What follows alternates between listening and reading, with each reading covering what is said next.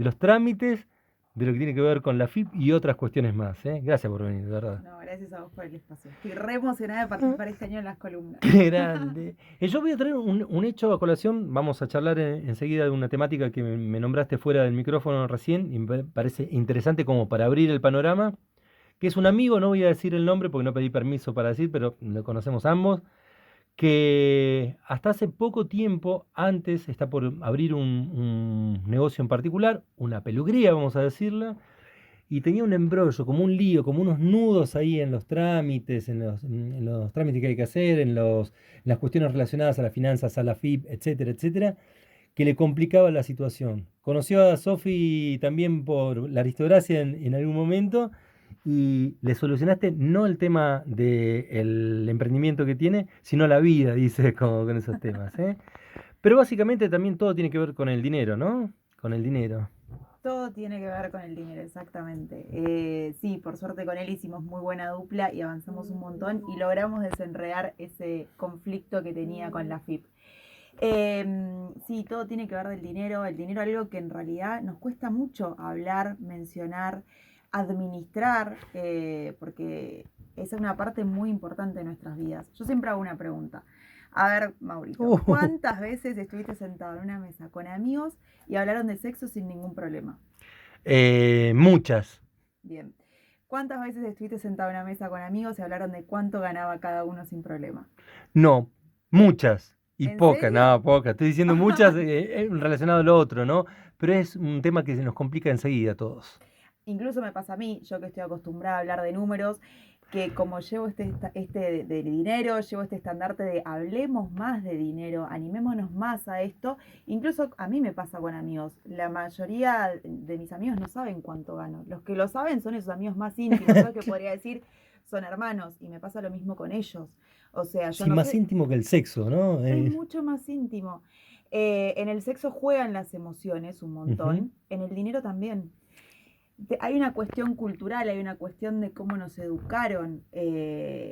Nos pasa esto, bueno, justo estamos en la Semana de la Mujer, pero nos pasa tanto a mujeres como a hombres. Es cierto que hay una discriminación en mujeres con el tema de dinero, pero es algo que también le pasa a los hombres en otros aspectos. A las mujeres nos educaron en esto de que nos tenían que mantener, no éramos nosotras las que proveíamos, sino que incluso la generación de nuestras madres o nuestras abuelas, dependiendo de la edad que tengamos, empezaron a trabajar, pero no trabajaban porque tuvieran que mantener la casa en un punto. No era ese el concepto que les enseñaban, sino era como se estaban empoderando y estaban buscando un nuevo lugar. No era tengo que mantenerme, tengo que ser independiente económicamente. De hecho, yo he escuchado amigas de mi madre y a mi madre decir, no, tu marido no tiene que saber cuánto ganás, que no se entere si Ah, ganas más que él porque sí, le vas a dañar el ego. tremendo. Y también para el otro lado, porque ese hombre también le pasa, si gana menos que la mujer es, no estoy siendo lo suficientemente hombre,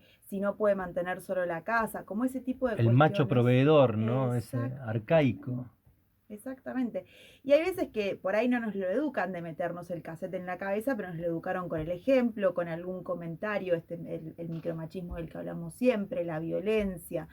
Eh, nos lo fueron inculcando y nos lo fueron metiendo en la cabeza. Y esas cosas que uno mama de tan chico, es muy difícil olvidárselas. Entonces, por ejemplo, a mí me pasa, yo trabajo mucho con mujeres, o sea, trabajo con los dos, pero en general con cuestiones financieras trabajo muchísimo con mujeres en los talleres, porque tal vez son las que más se animan a venir a decir, che, quiero cambiar esto, quiero meterme acá. Y me pasa mucho de estar en un taller y después de mucho tiempo de trabajar y hablar sobre que, bueno, de convertir nuestros negocios en rentables y que no sean un hobby caro, esta cosa de, estoy haciendo en general, muchos empezamos a emprender porque nos apasiona lo que hacemos, ¿no? Entonces, esto de decir, quiero ganar dinero con lo que estoy haciendo, no es solo mi pasión, o sea, también tengo que vivir de esto porque no puedo con todo. Entonces te pasa, viste, bueno, cuando empezás a trabajar, cuánto vale, ver cuánto está en el mercado. Y cuando le decís, bueno, ¿y cuánto querés ganar? Nadie se anima a hablar. ¿Cuánto querés que sea tu sueldo como emprendedora? Nadie se anima a hablar. Y por ahí sale alguna de atrás y te dice así toda tímida, y yo quiero ganar 100.000 pesos, aunque yo sé que es un montón. Y es como, ¿realmente es un montón? ¿Cuánto haces hoy con 100.000 pesos en Argentina? 40, 45, 50 está un alquiler. Sí, sí, sí. ¿Realmente vivimos con 100.000 pesos bien tranquilos? ¿Es un sueldo digno para dedicarle la No, cantidad no, de horas que le tremendo, dedicamos a nuestro tremendo. negocio? Hay mucho, está muy relacionado con esto, con el qué dirán. No, ¿cómo voy a decir yo que quiero ganar plata? ¿Cómo voy a decir que quiero vivir bien? ¿Tenés alguna teoría o hay teorías acerca de por qué tenemos ese prurito, ese obstáculo de hablar del dinero con libertad? Yo lo digo, te lo dije fuera del micrófono. Es un choque que tengo siempre cuando hay charlas, conversaciones e incluso debates en el mundo de la cultura y del arte. Por suerte ya hay generaciones que van modificando, han transformado eso, ¿no? Pero el dinero es como un pecado dentro de lo que es el mundo del arte. Exactamente, hay en profesiones en las que se relaciona, yo creo para mí que tiene que ver en el caso del arte porque los que trabajan con el arte están más conectados con su pasión, con su creatividad, con su disfrute, Ujú. por ahí que el que es contador, el que es abogado, está conectado con otras cuestiones en ese caso. Entonces me parece que tiene que ver con esto de como yo lo disfruto, como a mí me gusta, como a mí me apasiona, no puedo querer vivir de esto, no puedo querer ganar esto. Está mal visto. Para mí el problema, y está con todas las profesiones, el problema está justamente en eso, que te van educando y te van diciendo, no, no, no, ¿cómo vas a decir que te encantaría ganar una fortuna por mes? ¿Cómo vas a decir eso? Está mal visto. O sea, no está permitido. Y Totalmente. hay en profesiones que para mí tienen más que ver con esa cuestión de conectarse con el disfrute, con la creatividad, con lo que uno le apasiona, eh, que nos traba más, que nos pone más tabú todavía. En general pasa mucho cuando dicen, la otra vez escuchaba a una chica que trabaja con emprendedores, ella hace cuestiones de marketing, y ella decía que por qué en las ferias artesanales siempre el mismo producto es más barato. Porque en general está como pensado que el que va ahí lo hace por disfrute. Y no, es su medio de trabajo, El tiene que sustento de vivir vida. de eso. Ujú. De eso tiene que vivir, de eso se tiene que mantener esa persona. Si tiene una familia, tiene que mantener a su familia. ¿Por qué si compras ese producto en una feria artesanal tiene que ser más económico que si lo compras en un shopping? Totalmente. Y a veces es el mismo producto, El ¿eh? mismo, igual. O sea, por ahí no el mismo, pero el mismo estilo por lo Exacto, menos. sí. La O materia sea, prima que se utiliza, el proceso, etcétera. incluso el trabajo artesanal tendría que ser más caro, porque la hora de trabajo de una persona vale mucho más que la hora de trabajo de una máquina en una Es fábrica. muy cultural, ¿no? Está instalado de una manera muy cultural ese tema. Para mí es, por eso digo, es el dinero y el sexo y en un montón de cosas que se relacionan en este sentido, ¿no? Desde el tabú, incluso cuando hablamos de un tabú, es todavía peor. Pero por eso digo, en el sexo juegan las emociones, en el dinero juegan las emociones, o sea, no hay cuestión más angustiante que sentir que no llegas a fin de mes. Ujú. Yo creo que una persona adulta que sintió la angustia de no llegar a fin de Tremendo. mes y se compara con pocas angustias. Por ahí es la de tener un hijo enfermo, con algo de eso, pero no va a ser la angustia de, no sé, se me rompió tal cosa. Eh, Lo digo, si bien están formalmente hay materias en la secundaria, ni hablar en los estudios superiores, ¿no? Pero ¿no crees, esto lo digo desde el desconocimiento total, que esta forma de romper el tabú o romper los tabúes que hay, tendría que empezar a ser desde temprana edad, enfrentarse a la realidad, digo, enfrentarse a la realidad, bien, mal, buena, mala, pero enfrentarse a la realidad desde otro aspecto, obviamente, si son chicos y chicas, ¿no? Totalmente. Siempre es más fácil como cambiar la cabeza, entre comillas, de gente más chica que gente adulta que ya tiene todo un recorrido con Sí. eso.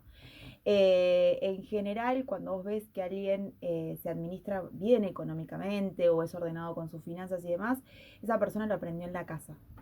Lo mismo que los patrones que se siguen. La gente es o ahorradora o gastadora en este No hay mundo. En término. general, el término medio, ¿viste? Es como, a lo sumo el término medio puede ser una gastadora compulsiva en recuperación, que más o menos yo estoy en ese punto, ¿no? Pero digo, el término medio en estas cosas es como muy difícil, porque ¿cómo ahorras y gastas Muy al mismo bueno. tiempo? O sea, ¿cómo sos gastadora compulsiva y ahorradora al mismo tiempo? Es como un poco difícil. Hay Contradictorio. grises, todo en la vida hay grises, pero Ujú. siempre digo como que están estos dos puntos bien opuestos. Y en general tiene que ver con lo que aprendieron en la casa. Muchas veces cuando vienen de una casa donde no se podía gastar en absolutamente nada, porque venían con esas cabezas de economía de guerra, donde todo había que ahorrar, donde no se podía gastar en nada, donde había que mirar al centavo, donde un montón de cosas, suelen muchas veces ser personas que son gastadoras compulsivas, porque sus emociones, hay ciertas emociones, cada uno después podrá identificar la propia, ¿no? Cuando son, como cuando es esta cosa compulsiva, ¿qué lo lleva a su niñez de esta falta de no podía tener lo que quería porque había que ahorrar? En general suelen ser esas mismas emociones que sentían de chicos las que disparan esa cuestión de que gasten compulsivamente para tapar ese sentimiento que están teniendo en ese momento, ¿no? Tremendo. Hay gente que ahorra porque vivió muchos problemas económicos en la casa y entonces aprendió a la fuerza que hay que ahorrar. Hay gente que gasta compulsivamente porque no conoce otra cosa. Pasa mucho en nuestra generación, por ejemplo, con esto de la sensación de es imposible llegar a la casa propia, es muy difícil llegar a comprarse el auto, es muy difícil pensar a largo plazo, que también tiene que ver, ¿no?, con toda esta sociedad consumista en la que vivimos. No es únicamente que nosotros creemos que no vamos a llegar a la casa, sobre todo en Argentina con las crisis económicas hay una sociedad consumista que lo que hace es quiero que gastes hoy y no que ahorres para gastar dentro de 20 años, ¿no? Entonces también eso ayuda a que cada vez consumamos más, seamos más consumistas y menos ahorristas, porque ¿para qué voy a ahorrar? Entonces, está muy Es todo un entramado relacionado, complejo también, es ¿no? muy complejo y está súper relacionado culturalmente y con las emociones, completamente. Para ir finalizando esta presentación que está buenísima, Sofi, te pregunto si hay, viste que en el derecho, por ejemplo, hay derecho comparado, ¿no? Que vos podés estipular determinados sistemas jurídicos en el mundo. Vos, culturalmente, en el estudio, en la comparación con otros países, ¿vos notás cómo culturalmente accionan de otra manera otros países en relación al nuestro, por ejemplo? Ni bien, ni mejor, ni etcétera. Pero, ¿podés notar algunas características diferentes? ¿O has notado? Tal vez te Eh, digo sin tener que conocerlo específicamente, concretamente, por el propio estudio de tu profesión, etcétera. Yo viví 1 año y medio en España, Ujú, con lo cual ahí sí me siento segura como para hablar y decir, bueno, yo noté esta perfecto. diferencia. En España, por ejemplo, para un joven profesional es bastante fácil acceder a una hipoteca para comprar una casa. Mira, Esto de que en Argentina decimos es imposible acceder a un crédito hipotecario, es muy difícil acceder a la casa propia y demás. En España es bastante sencillo. Lo que tienen que poner es un 20% del valor de la propiedad, más o menos, y después lo van pagando con una cuota mensual que es más baja que la que, por ejemplo, si vives en Madrid, pagarías de un alquiler de una casa. O sea, es un negocio económico redondito. Tenés que durante los primeros años de tu profesión ahorrar y decir, bueno, listo, llegué a este 20%, compro la casa. Así todo, yo no conocí ningún joven profesional que decidiera ahorrar para comprar la casa. Todos te dicen, no, es un montón el 20% allá. allá. Yo trabajaba en una empresa grande, había un montón de gente, o sea, no habíamos varios argentinos y los que siempre ahorrábamos y decíamos nos vamos a meter en la hipoteca, éramos los argentinos porque veníamos con otra cabeza, como para nosotros acá es re fácil, en Argentina es difícil, acá no. Y creo que tiene que ver, porque las economías europeas en general, esta cuestión del consumismo está mucho más instaurada y lo presionan mucho más porque es la forma de mantener las Claro. economías. Acá en Argentina sí somos consumistas, pero la verdad es que vivimos en tantas épocas de crisis que hay una Inestable, ¿no? inestable, Ujú, que hay una cuestión del ahorro que no nos la van a sacar de la claro. cabeza. Pero por ejemplo, cuántos mails spam recibís por día de que te quieren vender cosas? 1,5 millones. Sí, totalmente. ¿Cuántos mails recibís de oportunidades de inversión? No, nada, nada, cero. ¿Cuántos mails de formas de ahorrar, de tips de ahorro? Nada. Cero. Y mirá que hay un montón. Ujú. Entonces, incluso los bancos te podrían dar tips de Pero ahorro. tampoco, mirá, Alguno cada mirá tanto, más a a mí los me ha profesionales, llegado. tal cual, como vos. Lo que Ni me llega siquiera. del banco es 25% si compras esto, 20% si compras Que lo no otro. llegan ese. Che, de todo lo que tenés para ofrecerme la cuenta Claro. comitente para ahorrar Mirá qué y para loco. invertir, nada. Tremendo. Porque no sirve, porque mueve la economía. Eso es lo que hace que la economía se mueva. Mirá, ahí Lito te va a preguntar algo. No escucho. Espera, a ver, espera, Lito, un segundito que ahí voy subiendo el Ahí volumen. va. Ahí estás escuchando. Exacto. No, pues no habíamos subido el volumen. A mí me parecía que estaba bajito esto. Algo no funcionaba. Como no funciona la cuestión de la capacidad de ahorro, estaba hablando ahí. Una de las cosas que nos ha hecho perder nosotros la capacidad de ahorro es el tema de la inflación. ¿Por qué vamos a ahorrar? O sea, todo lo que ganemos no lo podemos ahorrar porque lo tenemos 20 días guardado, un mes, y cuando queremos a comprar se desvalorizó un 20 o no sé, 20% digo yo.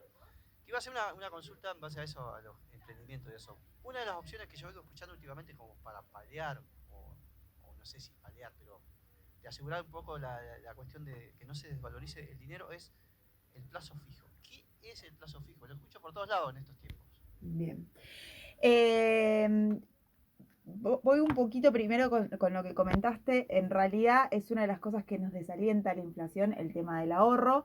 Hay un montón de elementos en los que nos podemos apalancar para que la inflación no nos coma tanto el ahorro o incluso a veces ganarle. Va a depender del perfil de riesgo. En algún momento vamos a hablar, prometo que un día me siento acá a hablar de inversiones y de Qué esa bueno. cuestión. Pero respondiendo a la pregunta del plazo fijo, es el elemento de inversión más conocido. En algún momento yo creo que también se hizo muy conocido porque eran bastante rentables finales de los 90 y demás. Toda la gente tenía la plata en plazo fijo, vino el corralito, Chao. todos se quisieron matar. Yo era muy chica y así todo, Eh, cierro los ojos y me acuerdo. Está en nuestro ADN implantado Está eso. en nuestra ADN. Entonces creo que por eso también es que todos saben lo que es un plazo fijo en general. Ujú. En plazo fijo uno dice pongo dinero durante tanto tiempo, no lo puedo sacar de ahí. El menor plazo son 30 días, no lo puedo sacar de ahí y me dan un interés por tener esa plata. ¿Qué es lo que hace el banco con esa plata que vos le diste, que le prometiste que no vas a tocar? La invierte en todos estos otros elementos que en algún programa prometo que vamos a hablar. No, perfecto. De hecho, estoy justo desarrollando un curso sobre ese tema. Y lo que hace es, te da una parte de ese porcentaje que el banco ganó. Ahora, ¿qué pasa? El plazo fijo en Argentina está rindiendo un 30 y pico por ciento. La inflación está haciendo casi el 60, Te lo está 50 y morfando. pico. O sea, te lo está morfando. Ahora, ¿me conviene tener el plazo fijo antes que tener la plata en la caja de ahorro o en el cajón guardado? Y sí, totalmente. Por eso es que en general los argentinos nos sobra un pesito, ¿qué hacemos? Vamos y compramos dólares, nos sobra un pesito, metemos en el plazo fijo. Esa es como la forma más conocida que tenemos. No es la más rentable, pero ya hacer eso es mejor que nada. O sea, yo siempre digo, es un buen paso para iniciar. Eh, La otra también, por ahí el hecho de invertir la casa, cosas en la casa, cosas de cemento, hierro, en ladrillos, como suelen decir. Acopio de materiales, exactamente.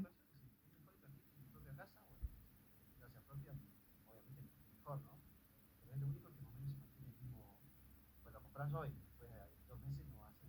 El hierro, lo que sale hoy, no quieren saber. No. Bueno, pero lo podemos dejar picando para otro Lo vamos a programa. dejar ¿Te picando para parece? otro programa. Gracias, Lito. Sofi, la verdad impecable y creo que nos va a servir muchísimo, no solamente a nosotros para debatir, sino fundamentalmente para emprendedores y emprendedoras. Pero yo te conocí más allá de tener una amiga en común, una hermana que es una amiga en común, que tiene que ver con una genialidad en las redes sociales, que es AFIP para principiantes. Brevemente, antes de despedirnos, ¿cómo hacen para encontrarte y cómo se te ocurrió comentar, divulgar la economía a través de las redes sociales de manera tan copada? La verdad es que esto fue un poco de tiempo que me sobró en la pandemia. Justo yo no vivía acá en Esquel y nos encontramos en la pandemia todos los hermanos y hermanastros viviendo en Esquel por primera vez en mucho tiempo. De hecho era imposible que nos encontráramos todos juntos, nunca, jamás. Y toda mi familia es emprendedora. Entonces, empezando a hablar con mis hermanas justamente de sus emprendimientos y sus números y sus finanzas y demás, me di cuenta que en realidad algo que para mí era lo tenía tan mamado, tan naturalizado, para ellas era un chino básico. Entonces empezamos a trabajar con ellas en ese momento sus emprendimientos y empezaron, como Qué ellas bueno. trabajan con redes y demás, y ya estaban por sus emprendimientos en las redes, che, tenés que abrirte un Instagram, de hecho me lo abrió Rochi, Qué gran. porque yo no tenía ni idea cómo se hacía.